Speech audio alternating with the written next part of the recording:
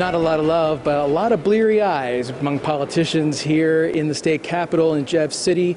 As you have probably heard by now, the state Senate early this morning passed a restrictive abortion law banning most types of abortions in the state of Missouri after the 8th week of pregnancy.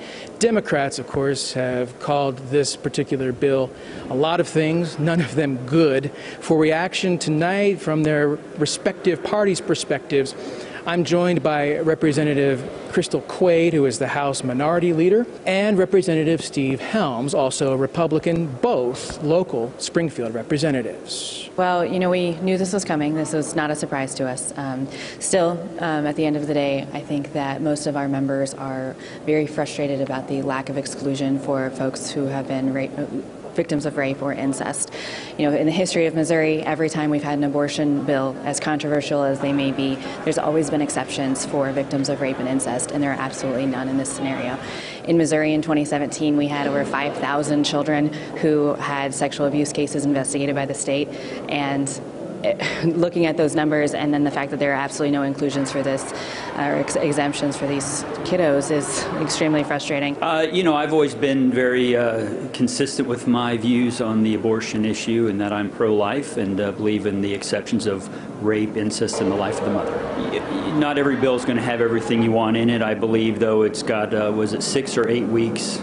And so most folks, I believe, most women would be able to make that determination in that period.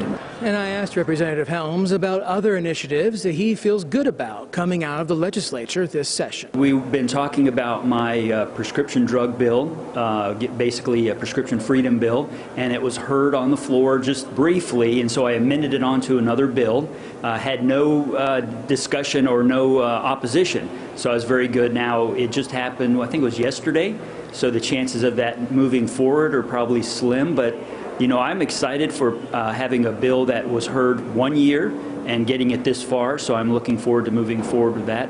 Also, I was named the chair of the subcommittee on healthcare reform, so I'm looking forward to working on the interim for that. So I think this year's been very positive in many aspects, and I'm looking forward to the conclusion of it. I posed the same question to Representative Quaid. What does she see good coming out of this legislative session? And what are the challenges that she sees as the Democrats' leader in the House? We're looking at a huge fiscal note for the state of Missouri, and budget has been up and down all year. We could potentially lose $7 billion in federal Medicaid funding.